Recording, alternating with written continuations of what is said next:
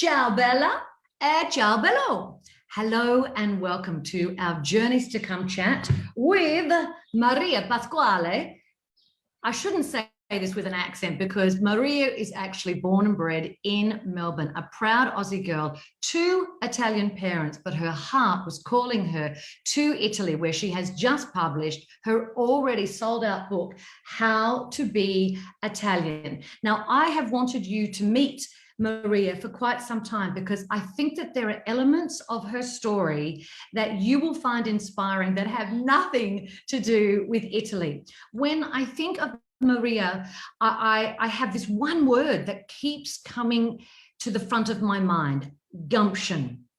It means initiative, aggressiveness, resourcefulness. With his gumption, he'll make a success of himself. Courage, spunk, gut. It takes gumption to do this because there's so much about the choices that Maria has made, from following the Mark Twain quote that if you can find a job you love, you'll never work another day in your life, to packing up her life and moving overseas during a pandemic, may I add, to publishing a book. That takes so much gumption. So let's begin our chat with Maria. And if you would like to ask any questions, you know that you are more than welcome to send them through via the link with Journeys to Come. I've got my phone here on the ready and they'll connect to Jack, who'll send them through to me. So it's dawn at this point in time, if you're joining us live, as we welcome Maria Pasquale to Journeys to Come. Hello, and how are you in Roma?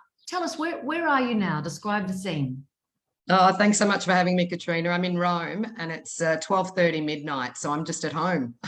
Nothing glamorous at all about this. Oh my goodness. Well, thank you so much for joining us. I tend to get straight into things because I know that you and I will have so much to talk about, and we do take questions from our audience when it's possible. But I mentioned in my intro there are so many other elements to you that I think will inspire others, other than the fact that you've just published this wonderful book about the country that we hold dear, Italy. So Maria, tell us a little bit about your story and how you walked the talk of the Mark Twain quote to follow your passion, to find the job you love and and never have to work another day in your life. Oh, it does feel like such a privilege to be able to write about Italy, to live Italy while I am in the country that I do love. We've had a very strong connection to Italy. My parents were both born here, so they emigrated to Australia in '68, and then my mother a little earlier. Our grandparents never emigrated, so my paternal grandparents were always in Italy. So as young children growing up in Australia, we had a very strong tie to them. So I guess, you know, Italy has, from a very young age, just always been such a part of my life. And I travelled here, I'd say, every year throughout my 20s. The first time I came to Italy was in '85, though. I'm giving away my age. I was about 6 years old. And so those first memories of Italy are of small town Italy, of a small town in Abruzzo in central Italy, where both my parents were born. They were born in the same town, which is quite fascinating. But they met in Australia. Yeah, exactly. And so, you know, through my 20s, I would travel to Italy every year. You know, I could do those big Europe trips and I'd always start and end in Italy. And I would cry when I would be on the way to the airport in Rome. And I remember one year a taxi driver saying to me, well, have you ever lived here? And why wouldn't you try to live here? Have you ever given it a go? And that was one of the first moments I do remember about, you know, those moments in that journey of you finally making a decision to I guess, bite the bullet, and instead of living Italy through a holiday, actually making that move. A lot of people dream of doing this. I mentioned the word gumption, which just keeps popping up every time I learn something more about you. What gave you that courage to go, I'm packing the suitcase and I'm getting a one-way ticket to Rome? Well, that was one of those moments. I remember it quite vividly. It's probably more than 15 years ago. So I moved here in 2011. I spent 16 months in Melbourne during the pandemic, and I know that's when you and I connected, but I've been living in Rome for 10 years this year. So I think Look, about 10, 11 or 12 years ago, I really had just one of these moments. I was working in a corporate job in Melbourne. I'd had, even in Melbourne, a successful career. I worked for many years for state government in Victoria as a policy advisor. Then I moved into corporate PR. And before I was 30, I'd opened up my own business in events and PR management. But there was just something not missing. It was just that every year I would, kind of, I guess, make this decision to travel to Italy. And I kind of came to peace with the fact that, or made peace with the fact, I should say, that I could earn a good salary in Melbourne. And that would give me the possibility of being able to travel to Italy every year, and sometimes even for 3 months. I did some really big trips throughout Europe and the rest of the world, but Italy was usually at least once a year. And then I thought at that stage, I was about 32. I moved to Italy when I was 33. I was single at the time. I had no children. And I thought to myself, I'm either going to keep talking about moving to Italy or I'm going to give it a go. And what's the worst thing that could happen? And look, and I do say that coming from quite a privileged standpoint. I'd been working in Melbourne for 10 years at that stage. So I had savings behind me. I had a very supportive family. And I moved to Italy in September 2011 and the rest is history. Why Rome and not to where your grandparents were based? Rome, look, I fell in love with Rome. I'm very attached to Abruzzo as well. Abruzzo is a beautiful part of Italy. I mean, it's just a couple of hours east of Rome for people that don't know that region. But look, Rome has this, this ability to really get under your skin. And I just felt, I'd never felt, the past, the present, and the future in a sense, like live and coexist like you feel it does in Rome. It really is. It sounds so cliche, but it is this open air museum. I'm a history major as well at university. So I think that for me, like I drive past the Colosseum and say, how can people just walk past the Colosseum or just drive past it in, whatever year it was? And, when you've got this monument that's been standing there for over 2,000 years and they just kind of walk past it, I think it's just, it really is a wonder. I remember seeing your pictures as you returned to Rome during the pandemic, and you were able to convey that emotion as you drove past the Colosseum. And it was through, in my case, I think it was through Twitter that I first started following you, because I wanted the perspective of an Australian in Rome. What is life like there? How's it going? On your Twitter bio, you say that you are a food and travel journalist and author, of course. Now, the element of being a food and travel journalist, I wanted to ask you about that as well, because I know that there are so many people who would love that title as well. How'd you do it? Oh, look, nobody lets me complain, because I do say from the outset, and you would, I'm sure, agree with me, it's never as glamorous, or look, and sometimes it is. Sometimes it's extremely glamorous, but it's never as glamorous as people think. But it's, God damn, it's a good job, and nobody lets me complain about it. I do travel and eat for a living, or at least when there's not a pandemic going on. Look, but writing had always been... do that, because a lot of people I know ask me, how did you start? And often I'll say, just start writing. Just start writing. I think that in my case on TV, a lot of people can't stand the fact that I say you have to know how to write if you want longevity. You do.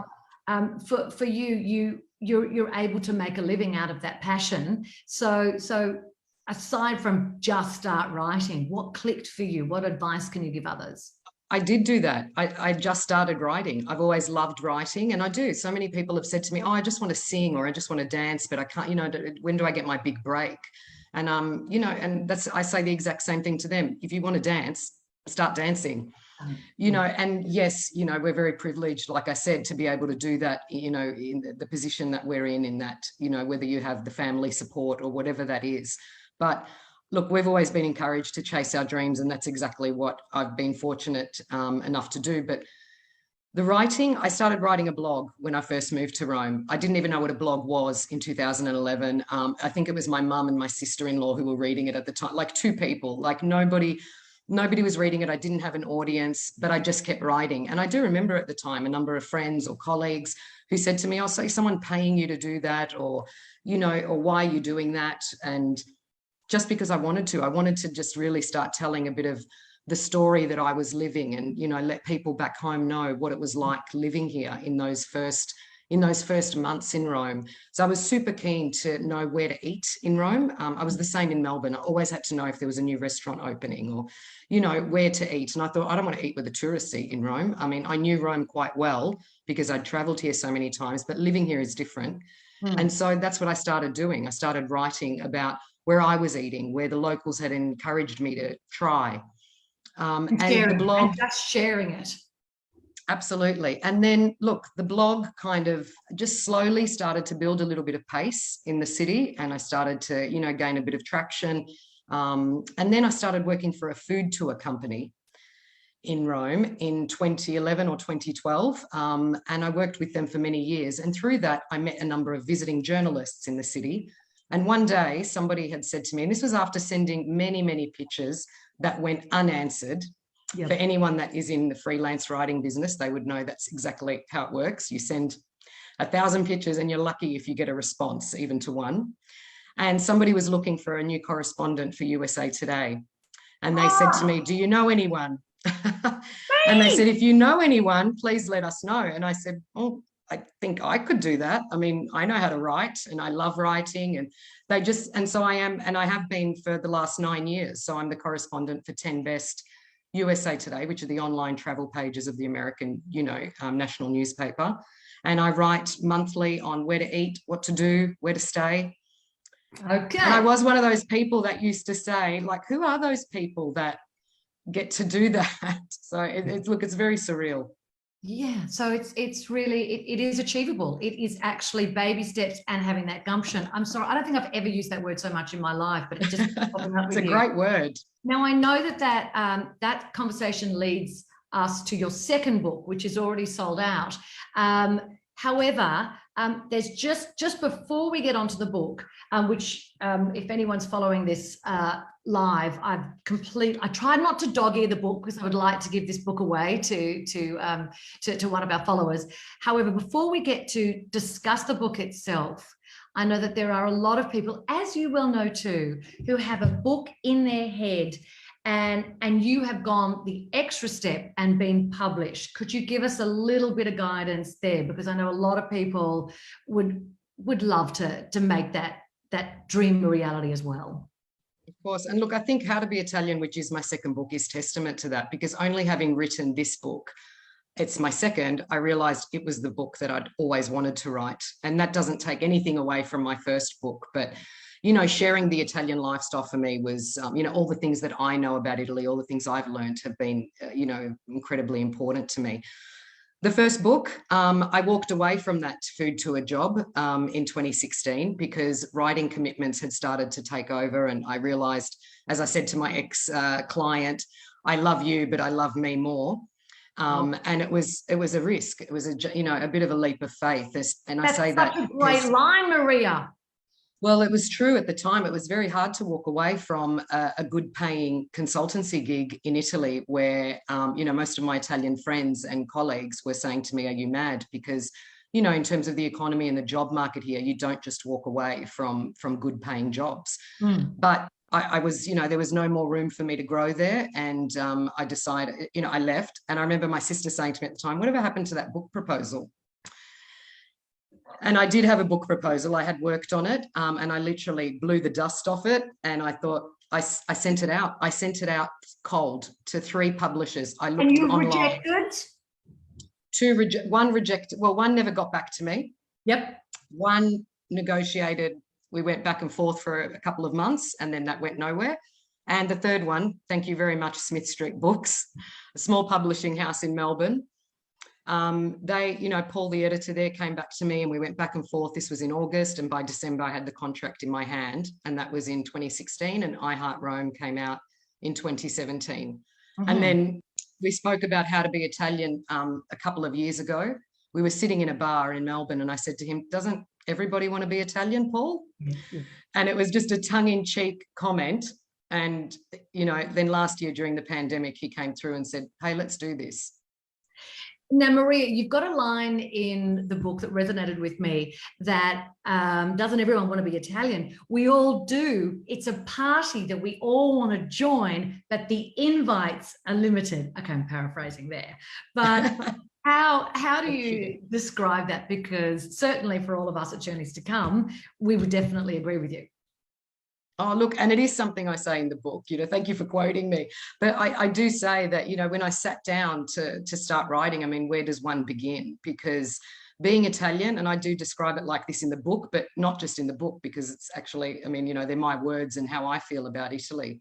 It's a feeling. It is very hard to describe. And that feeling is influenced and guided by so many things. I mean, there's a part of the introduction where I go into that, about the sights, the sounds, the smells, but also, the movements and the history and who the Italians are, because I think until you understand who the Italians are and why they are the way they are, that's really starts to build your key to understanding how the Italians live, because so many things influence the Italians. They're a beautiful, generous, resilient people.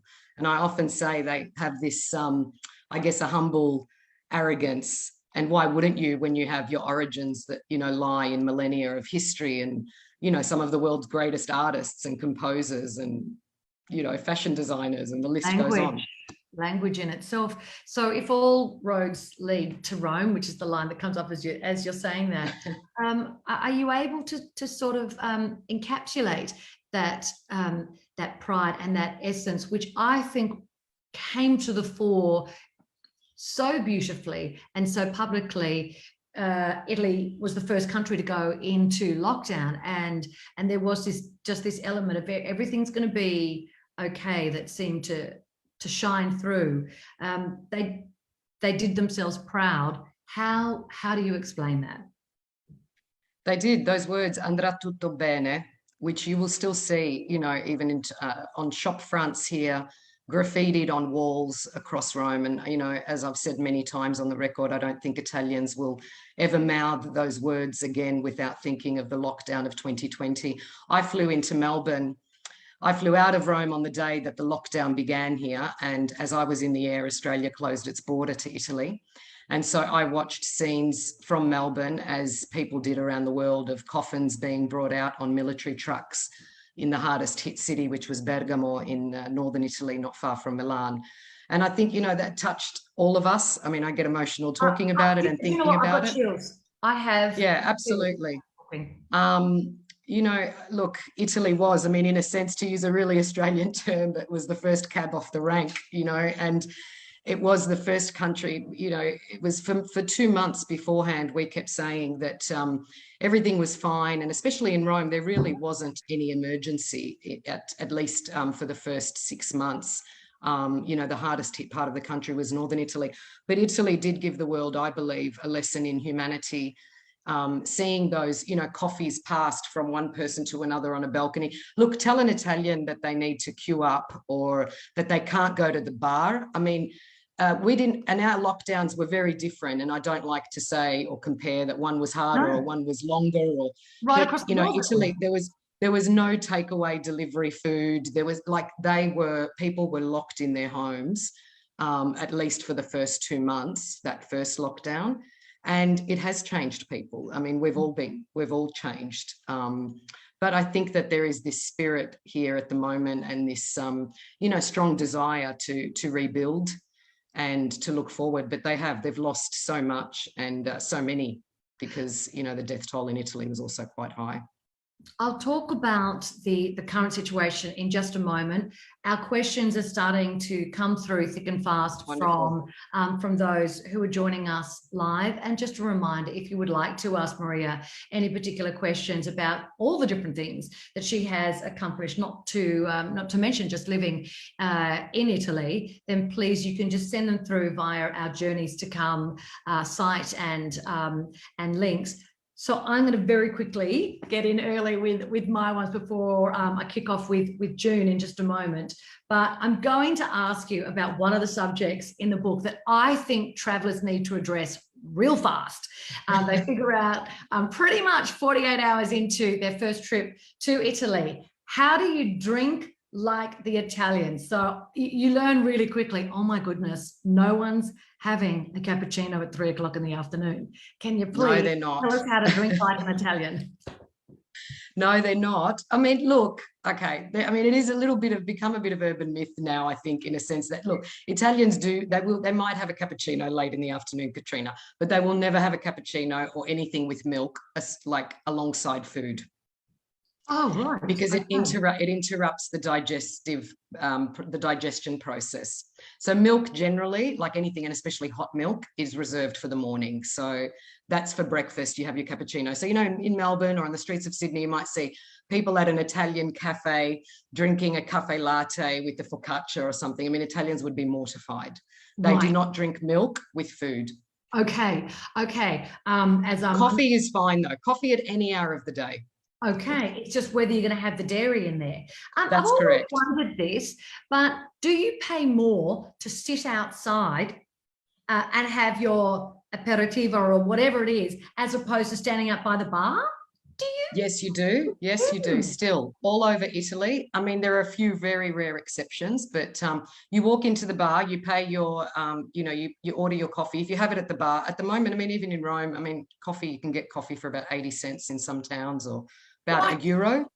Italians won't pay more than €1 or €1.50 for a coffee. They would be revolting in the streets, not for anything serious, you know, like politics, which they do sometimes, but coffee, the cost of coffee is not to be negotiated.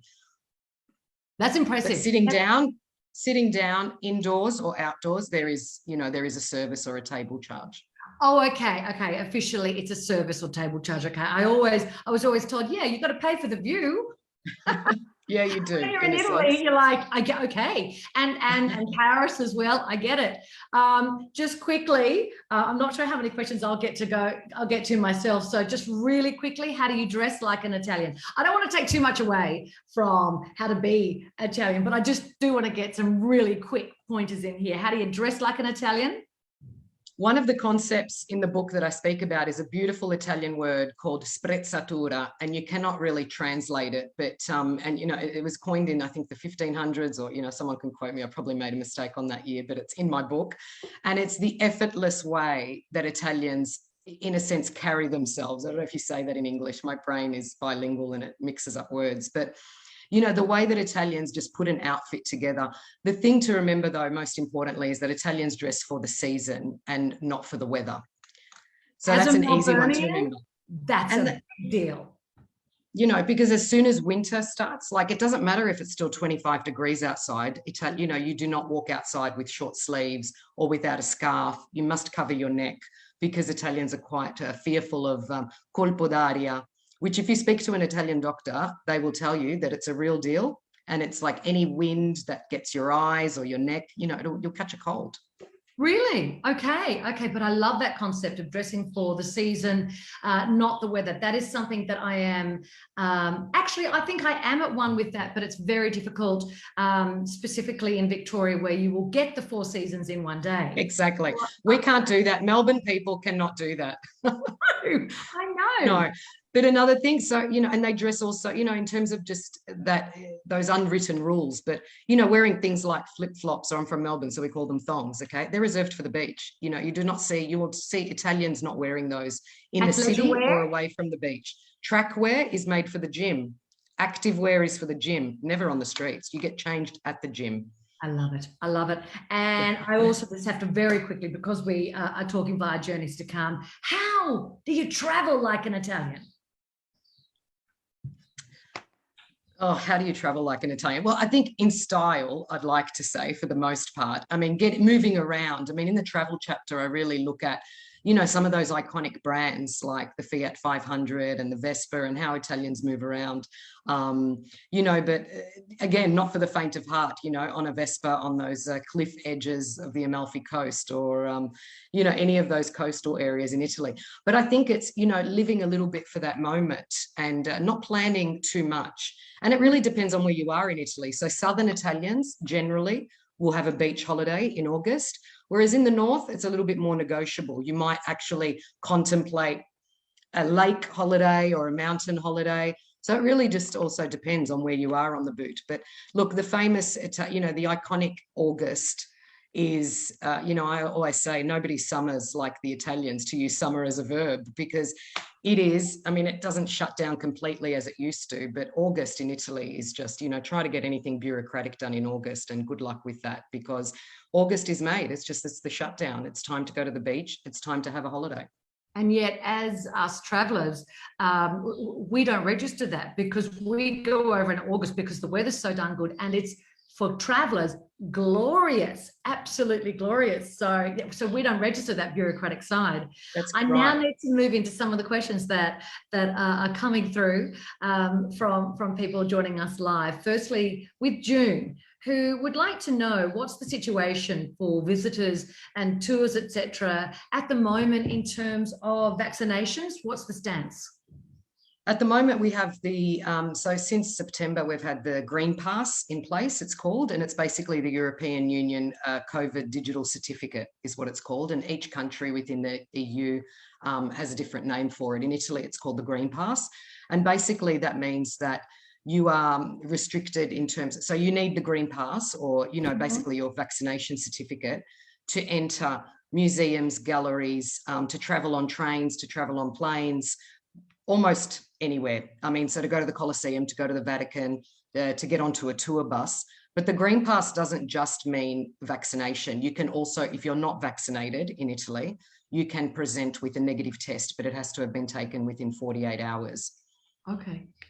Or you could have recovered from COVID. So there are 3 ways to get the Green Pass in Italy. But for foreigners coming to the country, so Australians, I know there'll be probably a lot of Australians following or listening to us at the moment, your vaccine certificate, your digital vaccine certificate should be enough to have you sit inside at a restaurant.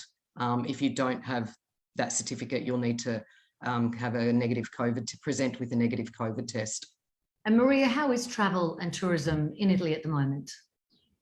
Look, it's picking up, but very, very slowly. I read a stat this week, I think, 50% of hotels in Rome at least are still closed.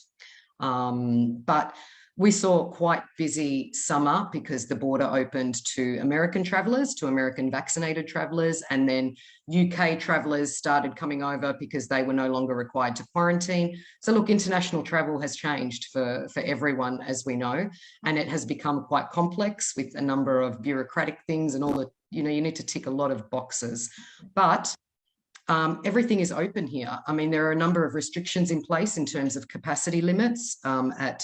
At some smaller shops, you will get your temperature checked often. If you're walking into a department store, you will have to show the Green Pass, like I said, if you're going to be seated indoors at a restaurant. So there are a number of and masks are also compulsory in all indoor settings. Fantastic. I think that's wonderful. Now, totally different question. What is your favorite wine region? Because there's so darn many. Look, Piemonte. I have to say. Yeah. Great. Yeah. Tuscany, I think that most people will think of Tuscany when they think of wine, and that's okay. And there's no disrespect to Tuscany. I was just there last week, actually, and, you can certainly eat and drink well in Tuscany. But I think, some of the Italy's most important, vintages and important wines come from the Piemonte region. Think of, Barolo for one, and Moscato d'Asti, and all of those, and the big bold reds are all from a lot of them are from the Piemonte region. Also Etna and Sicily, though. Anywhere where there's volcanic soil, good tip for fantastic listeners and viewers.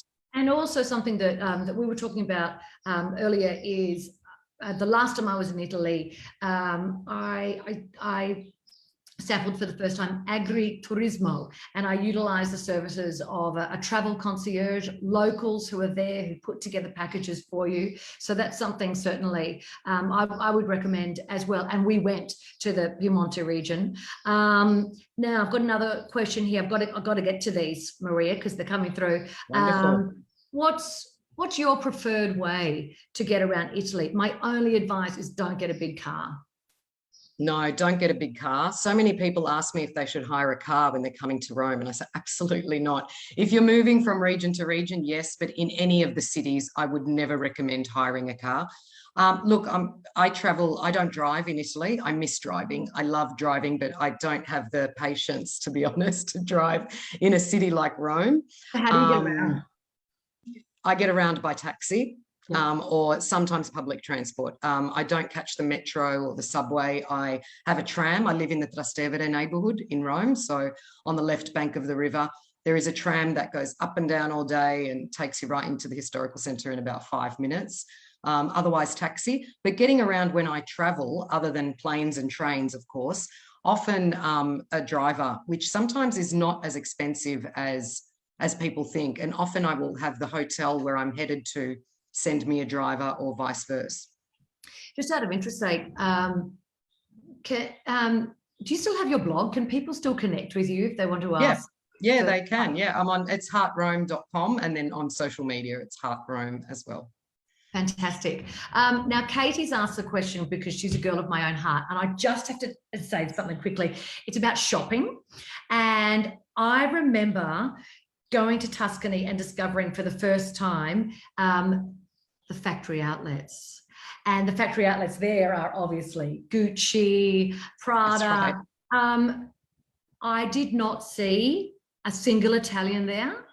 I went there and I saw Australians everywhere. I knew people there. And when I asked an Italian, why don't you go there? It's so amazing. And they were like, there is no way that we would be seen dead at a factory outlet. Where do you love to shop? Oh, look, there are outlets in Rome, if people are ever interested, and in northern Italy, yeah, the Tuscan ones are quite popular, and then near Milan as well. Again, like if you go to a factory outlet here, the outlets you have, Prada and all of those big name brands. Look, I shop in a lot of Italian brands. I mean, just in terms of fashion, I can name a few. I like Max Mara and Max & Co. In terms of accessories, I do love the high-end Italian fashion, even for small things, which I do talk about in the fashion chapter, even for those Italians that, might not have the budget for, haute couture, but they, will maybe buy one choice item a year. So whether it's a Fendi belt or I'm obsessed with Fendi and Valentino. Really? They're my two big Italian brands if I had to choose. But, a lot of independent stores as well. So it's great that even in a city like Rome, cities like Florence, where the artigianato, like the artisans are so important and ingrained in that culture, you'll find so many independent stores, whether it's from leather to other textiles. I think that, the other thing that people should know about shopping in Italy is that there are only sales twice a year. Oh, when are they? January and July. So just keep those in mind. Only twice a year. And it's actually by law. Like there are no other sales signs throughout the year. They might have a promotion here and there or a little, giveaway or something, but there are major sales. Why is January, that? July. Why is that? Because they love to shop so much or what? It's just some sort of a regulation so that they can keep the sales under wraps. Actually makes a lot of sense though, doesn't it? Because I know some stores here which have a permanent sale sign on their exactly. windows. You have no idea. I love that. So January and July, count me in.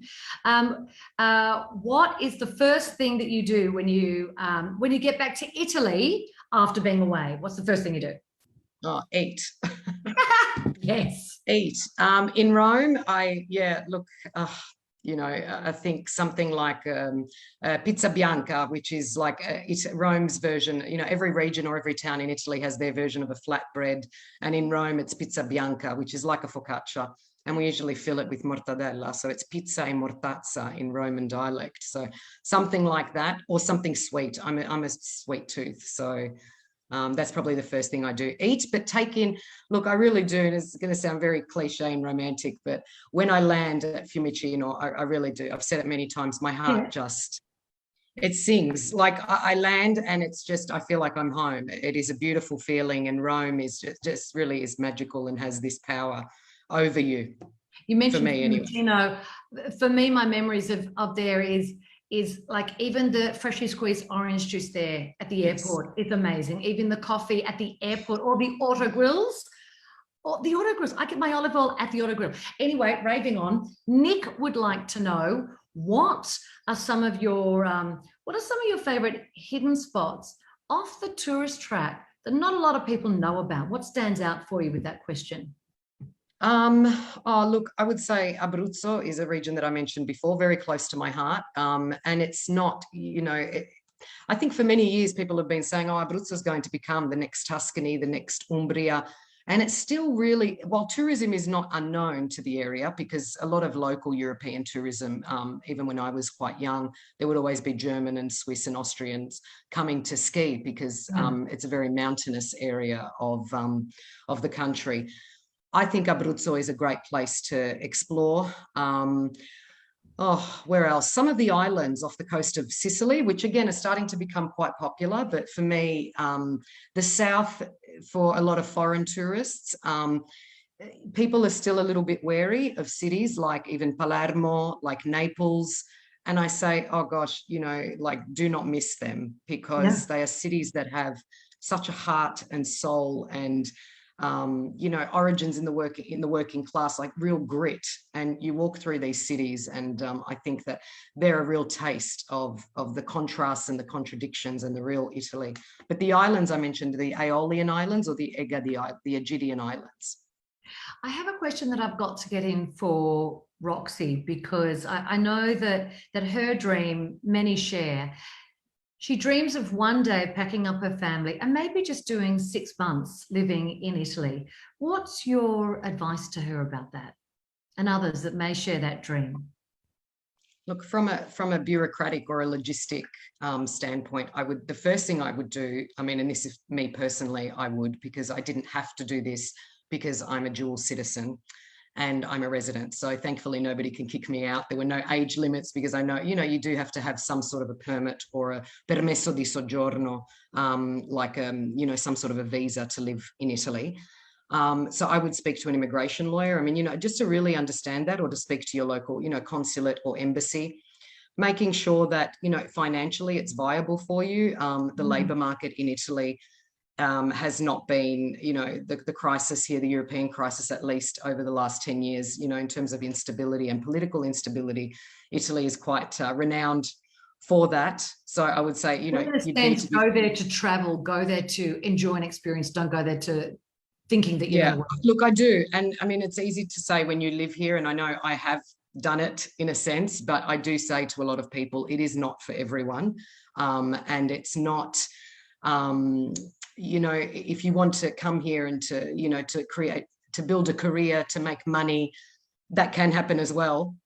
But I think, there are a number of challenges, and especially at the moment, not in post-pandemic, because we're still living in a pandemic, but the economy here has had quite a big hit. I mean, so I definitely encourage it if it's somebody's dream. I would never, ever say to anyone not to try it. But, there are a few things you need to keep in mind. So I think budget and bureaucracy. Maria, what about language? Because I couldn't help but feel when I was reading your book, you mentioned you're a dual citizen, but also obviously with Italian parents, you speak the language fluently. I've been doing French classes through lockdown because I feel locked out of a world, really, because I don't share the language, I don't understand that language, and I want to have that access. How important is it to know a little bit of the language, or even to learn Italian? If you were coming over, would you need to know, how much of the language would you need to know? Look, I think if you're coming here on a holiday, obviously, in the big cities or in the major tourist areas or across Europe, I mean, English language proficiency is quite high. In the smaller villages in Italy, no, you're not going to find people that speak fluent English, but, they'll try, which is nice. So I think if you're coming over for a holiday or to spend an extended period of time in Italy, I think that learning just a fean basics will get you by. I mean, English will definitely get you by as well. But moving here, if you wanted to live in Italy, I do believe that, you can learn it while you're here, but I would recommend taking some classes or, learning at least, like I said, at least the basics to get by on a day-to-day basis. Because for me, having the language has been crucial in terms of building relationships. And that's the most important thing about living in Italy as well. There's such a pride in the language too, isn't there? It's such a beautiful language. It is. And I take it for granted in that I did learn to speak Italian from a very young age. I didn't even realize till I was an adult that I was bilingual. I mean, just looking at videos as a kid, I'd see myself speaking Italian. I mean, we spoke it at home, but I always speak to my parents in English, even though they will often speak to me in Italian. But, and my dad sent my brother and I to Italian school. My sister was younger. She got out of that. We used to hate it. But we are very... now. Yeah, it is. No, it is. It is a true gift to be able to embrace your heritage, but also to speak the language, because it's fundamental in terms of you integrating. And I'm so glad that you pay that backhanded compliment to Australia as well, that your parents were able to come here and yet still embrace their heritage, and you're free to travel back and forth. You're very, very fortunate for that. Can you believe that when we nearly have to wrap up our conversation, but I still actually have a stack of questions for you. So Cheryl would like to know, favorite restaurants, please. Oh, in Rome, Da Enzo for Roman cuisine, Seu Illuminati for pizza, I Suppli for street food. Gosh, I mean, I could go on, but if people go to my blog or just reach out to me, I'll send them some tips. Do you have a favorite sweet? Big question. Oh, very hard. Yeah, look, gosh, what do I love? I mean, the Roman sweet is a maritozzo, which is, think of an Australian cream bun. So it's, like a leavened sweet bun that's filled with whipped cream. I do love a Sicilian cannolo, gelato. Yum. Do you have plans, Loriana would like to ask, for another book? Oh, look, I actually don't know if I should even... No, third book, no. Sorry, I almost made out there that I had an announcement. Sorry. But I Heart Rome looks like it's going, which is my first book, looks like it's going to have a restyle and a relaunch next year. So they're going to do a reprint. And look, I think I still have words left in me. I love talking and writing about Italy. So... we'll see. I need a rest for a minute. I mean, I look at the book and I love it, but I'm extremely tired. Like you would know what it takes to create something creative and beautiful. Also during what we've just all lived through has taken a lot of energy. But I still have some words in me, I think, and hopefully we'll have something in the next year or two. We'll see. I think that also the essence of your story is we'll see. And sometimes you don't have to have plans, or sometimes plans might get thrown out of the window. It's just keep on keeping on and being positive and being resourceful, and who knows? There's the line: open up the window and see what flies in. See what flies in. It's like so true. I never had a strategy when I moved to Rome. I've been asked many times, and I really didn't. And things happen when you're open to them, I think.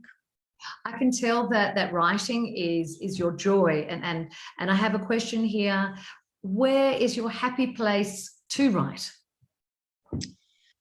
Oh, I would have to say in Italy, anywhere in Italy, really, but in Rome. Although as a creative writer, I think that if you close your eyes really and try and think about how a place makes you feel, and that's what I had to do many times. I really had to call on that creative vein while I was writing about how to be Italian in lockdown with the curfew in Melbourne. Unexpected contract and unexpected period to be writing a book about Italy, not in the country. I usually live in Italy and write about Italy, but even in Australia, all those things like the bar, the passeggiata, the beach. If you do close your eyes, I think that you can, somehow transport yourself there. Maria, I've got a question that I wanted to ask at the start, but we were talking too much. How did your parents meet? You said that they both came from the same town in Italy, and your mum came out here first, and yet they met here. What's the story to that? Yeah, look, very briefly. I mean, it's not an arranged marriage, which was also quite common in those, post-war, migrant days. My mum emigrated in 1957. She was only 3 years old. So she emigrated with her parents. My dad emigrated at 18. He turned 18 on the ship, and it took 1 month for that ship to arrive in Australia from Italy. So apparently she was 14 at the time then when he arrived, and her mother said to her, there are two young boys that have arrived from Italy, and we need to go, they're from our town, and we should go and, say hello and welcome them. And so she was 14, he was 18. And she always tells us to this day that, she wasn't interested in him, didn't like him, and, didn't. And then a few years later, they reconnected, and she always, the rest is history. 19, they started a relationship, or whatever you call it. I don't know. She always says we started going out. Yes. And then at 20 engaged and 21 married. And they've been married for, since 75. So I can't do the math, but they're tough role models. 46 years. And they still, and aside from loving each other, they actually still like each other, which I think for a marriage that's lasted almost 50 years is, a beautiful example to us and our family. And how do they feel about your second book coming out, about this homage to the country that they left behind? How do they feel about the fact that you're living back in Italy? What's that like for them? Oh, look, they're #1 fans, extremely proud, and, typical parents who are, just over the moon about the book and the second book. And, my mum is probably my biggest PR agent in Melbourne, out there trying to sell the book, and she's gorgeous. Look, we're a very close family, so it's extremely hard every time I leave. And I remember years ago, my dad said to me, "What do you think you're going to find in Italy?" And he didn't say that because he doesn't love Italy, but knowing that, financially, politically, again, if you're trying to make it somewhere in the world, Italy was not, at the time at least, the place to be headed to. But I think, and if I can allow myself to say, and I've said it to him before, I think he saw something in me that, he had in him as well, in terms of a migrant and somebody that left their country for very different reasons and under very different circumstances. But to have that gumption, like you said, and to have that drive to create something in a country that, as much as in my heritage, is not my own, because I'm still an Australian who lives in Italy, even though I'm born to Italian parents. Well, Maria Pasquale, I have found every element of your story totally inspiring. And as I said at the Thank you so much. I was so looking forward to you chatting to our audience, because aside from your latest book, How to Be an Italian, there are so many elements that I know people listening to would go, "I'd love to do that. I would love to do that." And you've made it tangible for us. So first and foremost, where can we find the book? Or you can find the book in bookstores across Australia, and online at, Booktopia, Amazon. I believe it's out of stock at a number of online outlets, but there are still some books lying around somewhere, and they will be available, we hope, again in January. And if we do have any other questions, just like me connecting with you, I found you on Twitter. I know that you're on Instagram as well. And of course, we can add more questions to the blog. But Maria Pasquale, we're so proud of you, and we wish you all the very best. And congratulations on the book. And I look forward to following all of your travels on your social media as well. Thank you for chatting with us. Thank you so much, Catriona. We'll see you back in Australia, hopefully. Absolutely. If or not, in Rome. If not, maybe we'll have to get Getaway to come over and link up with you in Rome. Oh, we'd love to see you. We'd love to see you here. Thank you so much for the opportunity. Grazie mille. Ciao. Much love from Rome.